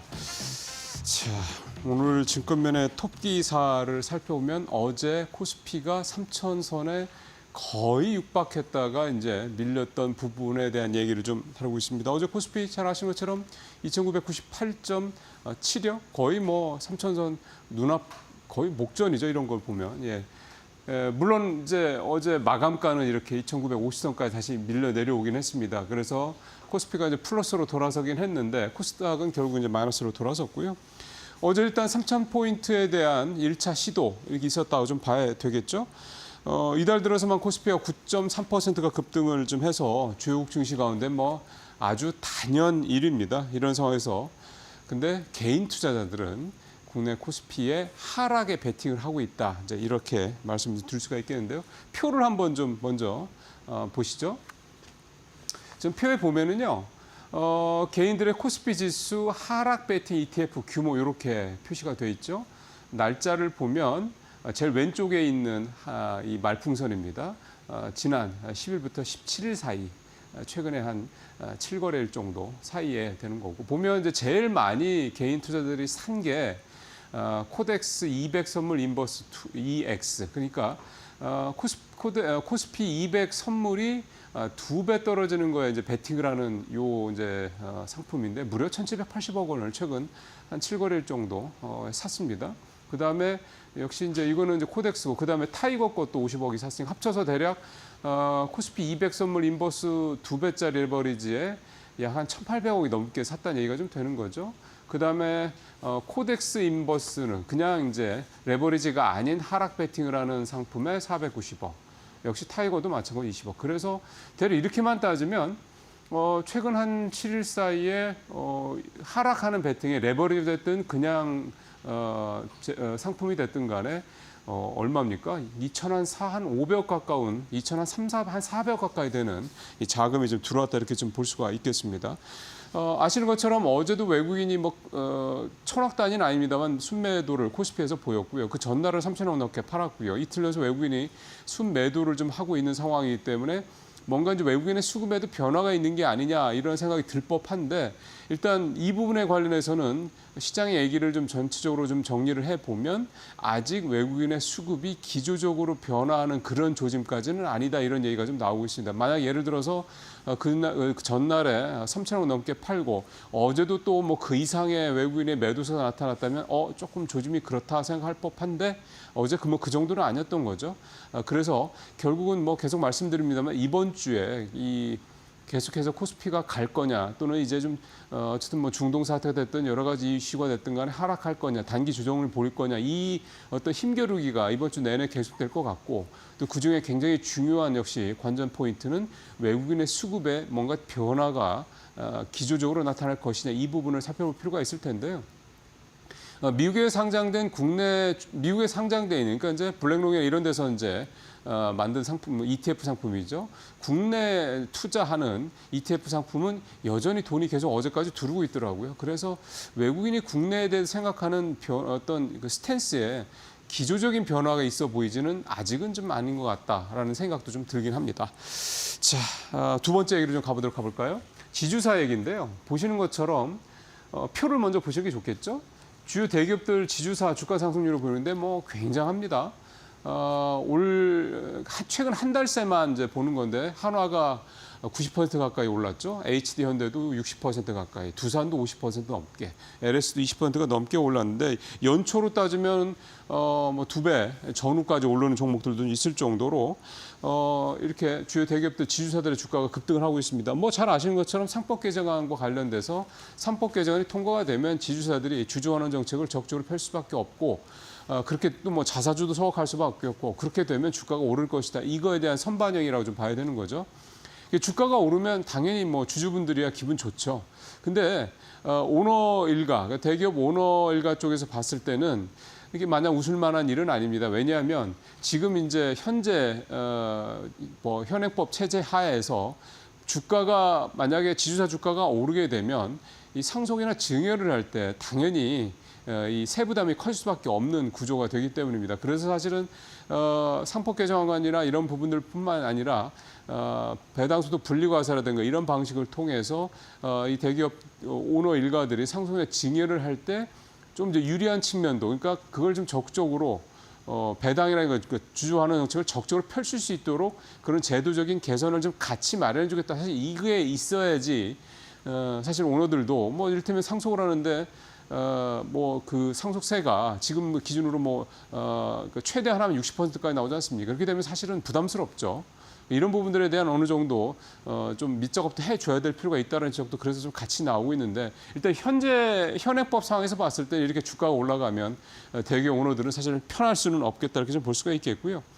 사실 그동안에 지주사 주가가 이렇게 부진했던 가장 큰 이유는 더블 카운팅, 즉 중복 상장에 따른 본질 가치 훼손 이익 문제가 계속 있었던 거죠. 그러니까 100짜리를 계속 쪼개서 상장을 했을 경우에는 원래 있던 회사의 가치는 계속 줄어들 수밖에 없다. 이 부분이 좀 되는 건데요.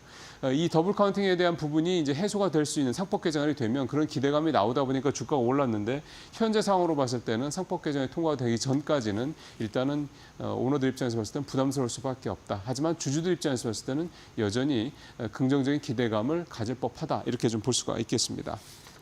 자, 세 번째 오늘 기사는 주토피아 얘기를 좀 가져왔습니다. SMR, 그러니까 사실 요즘에 원전주의 급등은 그냥 대형 원전 쪽보다는 SMR 쪽에 더 이 모멘텀이 더 크다 이렇게 좀 봐야 될 것 같습니다. 그 대표적인 회사가 제목에서 보시는 것처럼 태웅이라는 회사인데요. 단조 만드는 회사입니다. 그러니까 이 소위 말하는 이제 쇠파이프죠. 쇠파이프인데 이제 굉장히 고급 쇠파이프고 이 쇠파이프가 예를 들어서 뭐 고온 그다음에 뭐 아주 그다음에 굉장히 추운 이런 상황에서도 안정적으로 그 안에 이 물질들이 그게 뭐 가스가 될 수도 있고 기름이 될 수 있게 합니다만 이런 것들이 안정적으로 이를테면 지나갈 수 있도록 그러니까 그냥 단순한 쇠파이프가 아닌 거죠. 이게 그래서 기술력이 필요한 겁니다. 보시는 것처럼 좀 전에 봤었던 태웅의 주가가 가장 눈에 띄는 상승률을 좀 보였는데 그동안에 우리가 이제 원전 관련주 얘기하면 두산에너빌리티, BHI 뭐 이런 쪽 얘기를 주로 하다가 한전기술 이런 쪽 얘기를 하다가 갑자기 단조기술 회사인 태웅의 주가가 이렇게 가장 두드러진 모습을 보이니까 좀 의아스러울 수 있긴 한데 보니까 태웅이 최근에 올 2월이었습니다.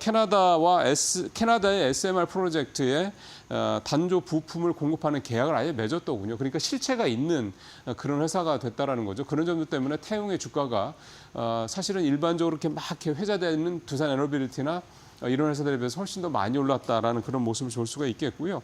그 밖에 좀 배열해서 보일러죠. 이 HRSJ 이걸 만드는 이 발전 설비 업체인 BHI 같은 경우 주가가 연초 이후에 보면은 193%니까 3배 가까이 주가가 좀 오르는 그런 모습을 좀 보이기도 했습니다. 어쨌든 뭐 잘 아시는 것처럼 미국도 그렇고 우리도 그렇고 이 원전 또 SMR에 대한 투자는 뭐 계속 될 수밖에 없는 상황이기 때문에 특히 최근에 이 전력 설비 업체들도 주가가 반등하는 것도 AI가 이게 계속 가다 보면 결국 데이터 센터에 대한 이 수요가 여전히 폭발적인 상황이고 빅테크들 투자를 계속 뭐 줄이지 않고 있는 그런 상황이고 이러다 보면 결국은 이 전기의 전력 공급의 어떤 주요 원인이 될 수 있는 이 원전, SMR 이쪽에 대한 투자가 불가피하다. 이런 점들이 반영이 되고 있다. 이렇게 좀 볼 수가 있겠습니다. 자, 오늘 마지막 얘기는요. KT 얘기를 좀 준비를 했습니다. KT의 주가도 최근에 좀 괜찮았죠. 일단 KT의 주가가 최근에 좋았던 거는 SK텔레콤의 이 어떤 악재, 이 뭐 상승으로 볼 수가 있는데 최근에 올 4월 달에 46,000원 저점 찍고 난 다음에 5월 초에 그러니까 대략 한 달 전이죠. 54,000원까지 이렇게 좀 고점을 찍고 지금 그 정도 수준으로 그 이후에 조금 주춤하다 다시 올라온 그런 모습을 보이고 있는데요. 이 KT의 외국인 한도 소진율이 다시 100%를 좀 도달을 해서 이게 이제 더 이상 외국인들은 KT의 주식을 살 수가 없는 그런 상황이 좀 되는 거죠. 상대적으로 보면 SK텔레콤은 81%, LG U+가 75%니까 이 세 이통사들 중에서도 유난히 KT에 대해서 외국인들의 이 사랑이 좀 더 깊다 이렇게 좀 볼 수가 있겠습니다. 외국인 지분 한도가 KT 같은 경우 이제 49%까지 살 수 있는데 1억 2천만 주가 좀 넘고요. 그게 다 이제 외국인들한테 좀 팔려 있다. 외국인들이 샀다. 이렇게 얘기가 좀 볼 수가 있는 거고 KT에 대해서 이렇게 외국인들이 한도가 소진될 정도까지 주식을 샀던 가장 큰 이유는 앞서 말씀드린 SKT의 일단 반사이익 이 부분도 좀 있겠는데요. 일단 기본적으로 새 정부 출범 이후에 KT도 굉장히 적극적인 주주환원 정책들을 내놓고 있다는 점도 외국인들의 구애가 이어지고 있는 이유라고 좀 볼 수가 있겠습니다. 또 KT가 지난해 배당 성향이 무려 117%였더군요. 배당 성향이라는 게 잘 아시는 것처럼 이익에서 이제 얼마나 배당을 하느냐 이건데 117%라면 이익보다 더 많은 배당을 했다라는 얘기가 좀 되는 건데 물론 이게 지난해 일시적인 상황이긴 하겠습니다만 기본적으로 이 통사들이 경기 방어주의적인 성격에다가 배당을 많이 한다는 걸 우리가 익히 알고 있는 건데 이런 상황에서 이게 주주환원 정책을 좀 더 펼친다고 그러면 배당뿐만이 아니라 자사주 소가라든가 이런 부분에서도 저 적극적인 모습들을 KT가 예고를 하고 있다는 점도 역시 외국인들이 이렇게 좋아하는 이유라고 볼 수가 있겠습니다. 다만 이제 100%를 찾다 보니까 외국인들은 더 살 수가 없는 거잖아요. 그러니까 이제 기관이나 결국 개인들의 수급밖에는 움직일 수가 없는 상황이다 보니까 단기적으로는 조금 이제 모멘텀이 약해질 수 있다 이런 해석은 나오고 있긴 합니다만 지금 주시장 상황에서 제일 중요한 거는 길게 이 회사의 성장성 이 부분, 이 회사의 수익성 이런 부분들의 어떤 왜곡이나 변화가 있을 것이냐 이 부분에 대한 부분을 잘 이렇게 유념을 한다고 그러면 KT는 사실 그런 부분에 있어서는 근본적으로 무슨 큰 어떤 우려가 별로 없는 종목이죠. 그러다 보니까 KT는 뭐 잠시 조정을 받더라도 오히려 그때가 좀 긍정적으로 볼 수 있는 좋은 기회가 될 수 있겠다 이런 생각도 해볼 수가 있겠습니다. 뉴스브리핑 마치겠습니다.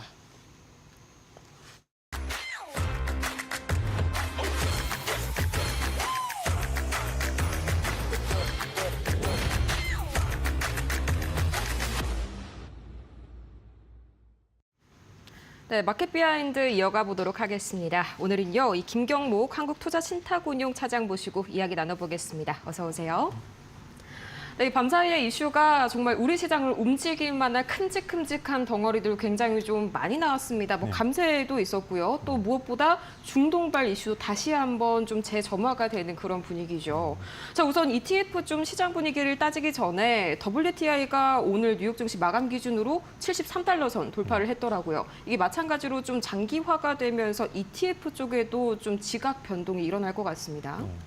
네, 최근 중동발 지정학적 리스크가 급격히 확대되면서 국제 유가가 급등하고 있습니다. 이스라엘이 이란 핵 개발 제재를 목적으로 그리고 또 더 나아가 이란의 정권 교체를 목적으로 선제 공격을 감행하면서 중동 지역의 군사적 긴장감이 고조됨에 따라 시장의 불안 심리도 높아지고 있는 상황입니다. 특히 이란이 호르무즈 해협을 봉쇄할 가능성이 거론되면서 전면전으로 확산될 우려까지 나오고 있는 상황인데요.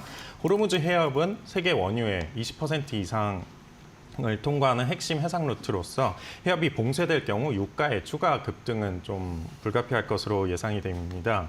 이렇게 유가 추가 급등이 현실화될 경우 글로벌 인플레이션 압력을 자극해서 시장 변동성이 확대가 될 수가 있겠습니다.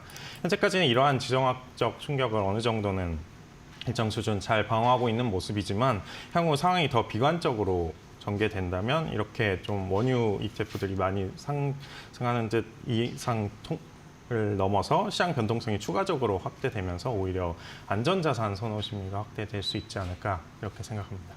네, 이 안전자산 선호 심리라고 말씀을 주시니까 이 달러 생각이 좀 나네요. 역시나 좀 밤사이에도 달러 인덱스가 98.8, 벌써 99선까지 턱 밑까지 추격을 했는데 여기 관련해가지고 환율 변동성도 우리가 한번 오늘 시장에서 잘 봐야 될 것 같네요. 어떻게 봐주실까요? 네, 환율 변동성도 이 중동발 지정학적 리스크에서 변동성 확대가 계속 커지고 있는 상황인데요. 이렇게 지정학적 리스크가 커질수록 이렇게 안전자산 선호 심리가 계속해서 강화되고 옛달러 달러 강세 압력이 이렇게 유입되는 것이 일반적이라고 할 수가 있겠습니다. 하지만 최근 시장 흐름은 다소 다르게 전개가 되고 있는데요. 아시아 증시로 외국인 자금이 이렇게 꾸준히 유입되면서 아시아 통화들이 강세 흐름을 이어나가고 있습니다. 또 글로벌 기관 투자자들도 약달러 포지션을 역시 유지하고 있는 상황인데요. 따라서 당분간은 글로벌 달러 약세 기조가 이어갈 가능성이 높겠지만은 중동발 지정학적 리스크가 장기화되거나 또 전면적으로 확대가 될 경우를 가정해보면 달러가 다시 안전자산으로 부각될 수 있기 때문에 환율 변동성에 대한 지속적인 모니터링이 필요하지 않을까 생각합니다. 네, 그러면은 이제 달러에 이어서 또 다른 안전자산이죠. 이 금 가격도 좀 함께 좀 얘기를 해봐야 될 것 같은데요. 우선 금 가격 밤 사이에 잠깐 좀 빠지는 게 이상하다 싶었습니다만 지금도 다시 한번 좀 약간 반등 흐름 보여주고 있네요. 이 온스당 3,400달러 선 견조하게 유지를 해주고 있는데 이런 주요 원자재 흐름도 좀 ETF 시장에서 핵심적으로 봐야 될 이슈인 것 같습니다. 네, 이렇게 최근 중동발 지정학적 리스크가 원유와 다양한 환율에 더불어서 금, 은, 은 등 다양한 원자재 가격으로 강세로 이끌고 있습니다. 먼저 이렇게 석유와 천연가스는 중동발 지정학적 리스크로 인해서 공급 차질 우려가 커지면서 가격이 급등하고 있고 또 이렇게 추가 상승 우려도 있는 상황이고요. 또 금은 금리 인하 기대감과 각국의 확장적 재정 정책 그리고 지정학적 리스크가 복합적으로 작용하면서 안전자산 선호 심리가 계속해서 이어지고 있는데요. 이와 함께 리스크 해지 수단이면서도 산업 수요 측면에서도 부각을 받고 있는 은과 백금 또한 여러 가지 투자 매력이 부각되고 있습니다. 앞으로는 이러한 흐름이 구리, 알루미늄, 니켈 등 산업금속으로 확산될 가능성도 있다고 보고요. 그렇기 때문에 현재 원자재 시장은 안전자산과 그리고 산업 수요가 동시에 작용하면서 원자재 ETF가 분산 투자라든지 리스크 해지 수단으로 유용할 것으로 보이고 있습니다. 네, 확실히 이렇게 좀 안전자산에 대한 그런 선호 심리가 역시나 이런 장세에서는 좀 무시 못할 그런 변수로 작용이 되는 것 같습니다.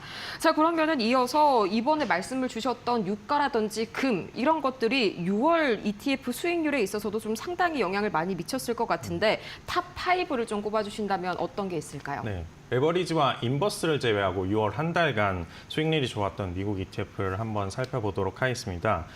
계속해서 중동 긴장감이 고조되면서 국제 유가를 밀어올리고 있는데요.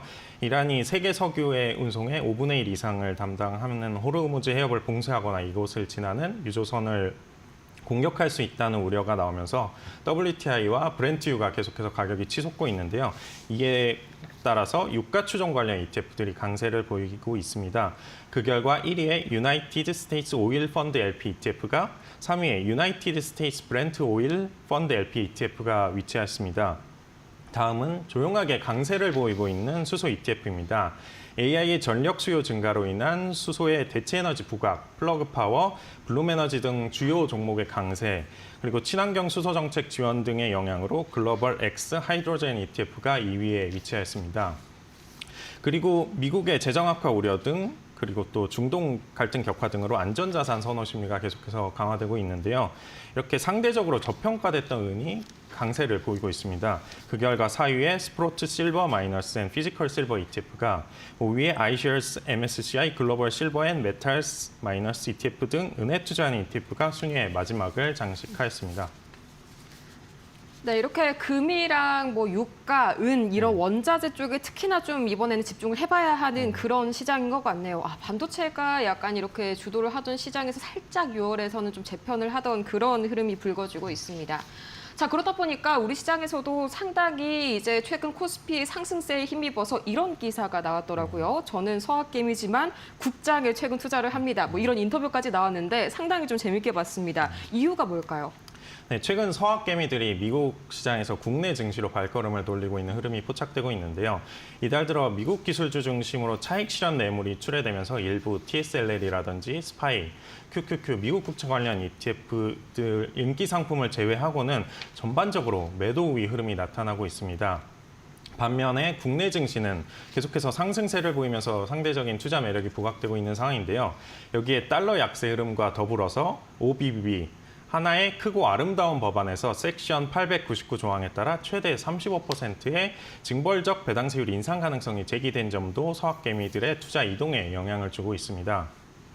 그리고 마지막으로 이재명 정부의 증시 부양 의지 또한 그리고 또 자본시장 개혁 기대감 그리고 트럼프 전 대통령의 관세 정책 불확실성이 이어지면서 달러 자산 신뢰도가 흔들리고 있고 이렇게 국내 증시로의 회귀 현상이 나타나고 있는 것으로 보입니다. 네, 자, 안 그래도 이 코스피가 상당히 매력적이다 이런 부분도 있겠습니다만은 이 미국 증시 안에서도 상당히 좀 그런 불리하게 작용하는 요소들이 있죠. 트럼프 감세안이 미국 주식 배당에 35%의 세금을 부과를 하겠다 이런 이슈까지 나왔는데 솔직히 저희 서학개미 투자자분들 입장에서는 단기적으로 좀 어떤 영향 미칠지가 참 궁금할 것 같네요. 네, 최근 미국 주식에 투자한 투자자인 서학개미라고 하죠. 이 투자액이 1조 달러를 넘어선 가운데 트럼프 대통령의 감세안이 심각한 리스크로 떠오르고 있습니다. 현재 15% 수준인 미국 주식 배당소득세가 최대 35%까지 인상될 가능성이 제기되고 있기 때문인데요. 이 법안은 대규모 감세로 통해서 발생하는 재정 공백을 외국인 배당세 강화로 메우려는 의도를 담고 있습니다. 이미 이 법안은 하원을 통과한 상태로 현재 상원에서 심사를 앞두고 있는데 특히 한국이 보복성 관세 대상에 포함될 경우 서학개미들에게는 치명적인 영향을 끼칠 수가 있어 우려가 커지고 있는 상황입니다. 다만 아직 법안이 확정된 것은 아니고요. 미국 산업계에서는 해외 투자 위축과 자본 이탈에 따른 산업 전반에 타격을 우려하면서 강하게 반대 입장을 표하고 있습니다. 또 미국 증시가 곧 노후 자산이라는 점에서도 외국인 투자자에게 불리한 정책을 강하게 밀어붙이기에는 현실적으로 쉽지 않을 거라는 관측도 있습니다.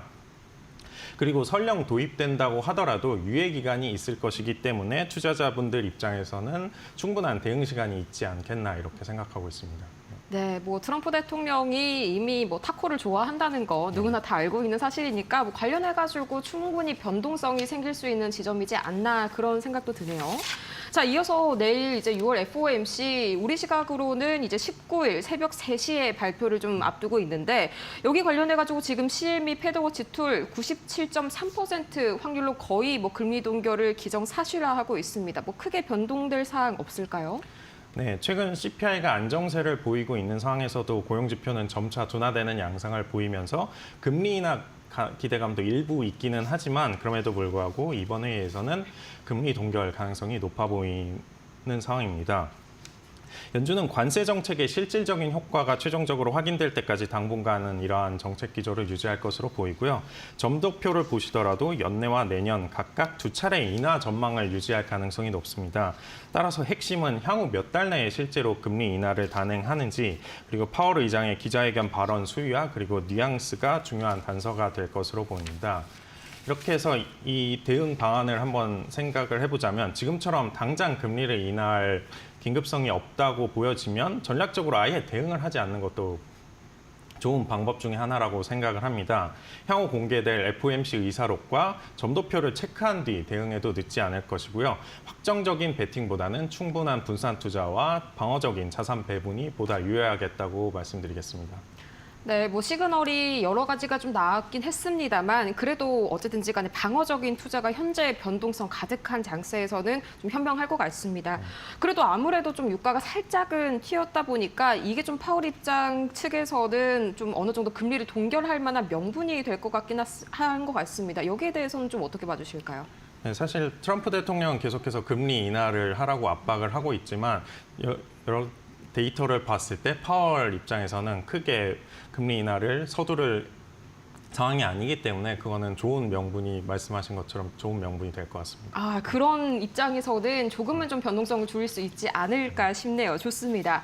자, 그런데 제가 최근에 상당히 좀 집중해서 보고 있는 시장이요. 미국뿐만이 아니라 좀 중국 쪽도 눈여겨보고 있습니다. 특히나 약간 좀 최근 단기적으로나마 내수가 약간은 좀 살아나는 그런 흐름도 보였었는데 이 ETF 전략 실제로 좀 투자자분들이 많이 좀 현재 중국에 주목을 하고 있는 것 같습니다. 어떻게 세워볼까요? 네, 올해 들어 중국 ETF에 대한 투자자들의 관심이 증가하고 있는 상황인데요. 특히 기술주를 중심으로 반등을 노리면서 어떤 ETF에 투자할지 고민하는 분들이 많이 계실 겁니다.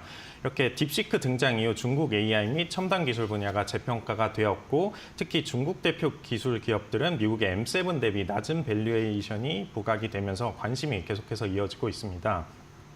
여기에 중국 정부의 정책 지원과 내수 중심 시장 수요도 긍정적인 요인으로 작용하고 있는데요. 다만 중국 시장은 기술 통제라든지 산업 규제 그리고 지정학적 이슈 등에 매우 민감한 구조임은 유의하셔야 될 것 같습니다. 미중 무역 갈등이 심화된다든지 유예된 관세가 다시 고율 관세로 재도입될 경우라든지 이런 경우에는 부정적으로 영향이 갈 수가 있겠고요. 정책 추진력이 약화된다는 것도 주요 리스크 중에 하나로 참고를 하셔야겠습니다. 그럼에도 불구하고 중국은 경제 성장률이 둔화될 경우 재정 부양을 확대할 가능성이 높다고 할 수가 있겠습니다. 그리고 또 공급망 다변화 전략을 통해서 산업 생산과 수출이 일정 수준 유지될 것으로 보이고요. 이러한 환경 속에서는 CSI 300이라든지 항생테크, 과창판 등 대표적인 지수형 ETF뿐만 아니라 또 반도체, 전기차, 로봇 등 테마형 ETF를 혼합해서 분산 투자하는 것이 유효한 접근으로 판단하고 있습니다. 네, 확실히 이 중국발 ETF도 상당히 좀 우리가 눈여겨봐야 할 그런 시장인 것 같습니다. 참고를 해보시면 상당히 좀 투자에 많은 도움이 되실 것 같고요.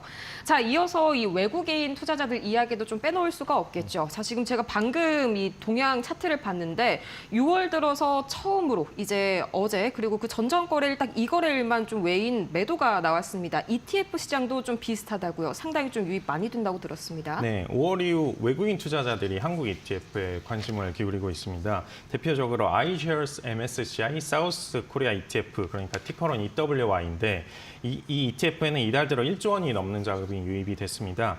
이 ETF는 국내 증시에 직접적으로 투자하기 어려운 외국인 투자자들이 이 ETF에 투자할 때 한국에 투자할 때 주로 활용하는 ETF인데요.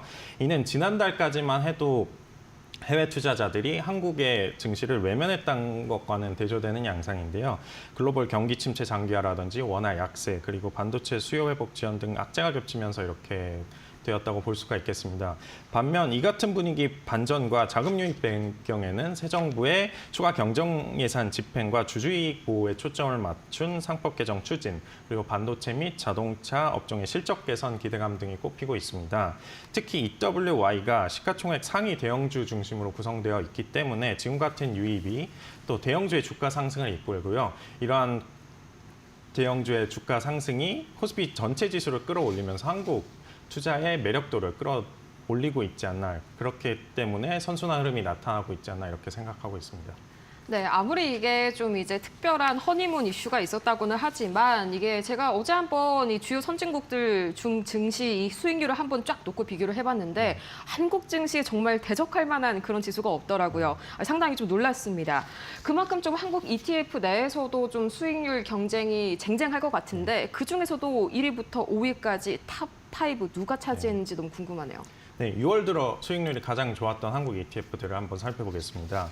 이렇게 최근 이스라엘과 이란 간 충돌이 격화되면서 국내 방산주 수출 기대감이 높아지고 있는데요. 이렇게 그 결과 타이거 K 방산우주 ETF가 1위에, 그리고 2위에 플러스 K 방산 ETF가 4위에 소울 K 방산 ETF가 위치하였습니다. 그리고 또 트럼프 행정명령에 달아오르던 원자력 관련주가 미국 원전업체 오클로가 한국 수력 원자력과 기술 개발을 위한 MOU를 체결하고 공군기지 등의 전력 공급 계약을 수주했다는 소식이 전해지며 강세가 이어지고 있는데요. 그 결과 원자력 테마 ETF들이 순위권에 등극하며 3위에 하나로 원자력 아이셀렉트 ETF가 5위에 에이스 원자력 테마 딥서치 ETF가 위치하였습니다. 역시나 이 방산과 원자력이 상위권을 석권을 해줬네요. 예상에서 크게 벗어나지가 않았습니다. 자, 그렇다면 이 마지막으로 우리가 특히 더 관심이 필요한 섹터나 또는 이 개인 투자자분들께 6월 들어서 ETF 전략 이런 식으로 한번 쌓아봐야 한다. 조언을 좀 주신다면요. 네, 최근 지정학적 리스크와 정책 변화가 복합적으로 시장에 작용하고 있는데요. 오히려 위기가 기회로 작용할 수 있는 섹터에 대한 관심을 기울이는 게 어떨까 생각을 합니다. 투자자 입장에서는 단기 이벤트보다는 중장기적인 수요 기반과 또 정책 수혜 가능성을 중심으로 ETF 섹터를 선별하는 것이 중요하다고 하겠는데요. 우선 중동 지역의 긴장감 고조는 국내 방산 기업들에게 수출 확대 기대감으로 이어지고 있기 때문에 방산 ETF의 섹터에 긍정적인 흐름을 나타내고 있고 또 여기에 에너지 가격도 급등하면서 정유, 가스, 전력 등 에너지 관련 섹터도 이렇게 다시 주목을 받고 있습니다. 그리고 해상운임 상승이 예상됨에 따라서 해운 섹터 역시 반사수혜가 기대되고 있습니다. 그리고 내수 관련 테마도 함께 살펴볼 필요가 있겠는데요. 국내적으로는 하반기 민생지원금 지급이 예정되어 있죠. 이를 중심으로 외식, 유통, 그리고 소비업종으로 전반적인 회복 기대감이 형성되면서 이렇게 기대감이 커지고 있겠습니다. 그리고 마지막으로는 최근 정치권에서 논의 중인 상법 개정안이 주주환원 정책 강화를 유도할 수 있다는 점에서 또 주주환원 테마 ETF에도 관심을 가져보면 어떨까 생각을 합니다. 그래서 정리해보자면 지정학적 리스크와 정책 변화가 이렇게 공존하고 있는데 투자자분들께서는 단기 이런 이벤트에 흔들리기보다는 정책 방향과 수요 흐름을 고려해서 예상 수혜 섹터에 투자에 선제적으로 접근해 보이는 전략이 유효하다고 생각을 하고 있습니다. 네, 정리를 해보자면 석유, 내수 관련 테마도 함께 좀 중점적으로 보셔야겠고요. 또 상법 개정 관련해서도 관련된 이슈들 지속적으로 좀 트래킹이 필요할 것 같습니다. 자, 이렇게 해서 오늘 이 김경목 한국투자신탁운용 차장 이야기 나눠봤는데요. 좋은 말씀 고맙습니다. 네, 오늘 저희가 준비한 소식은 여기까지입니다. 잠시 후 이어지는 마켓나우 1부에서 더욱더 자세한 이야기들 만나보시길 바라고요. 저희와 함께해 주신 여러분, 오늘도 고맙습니다.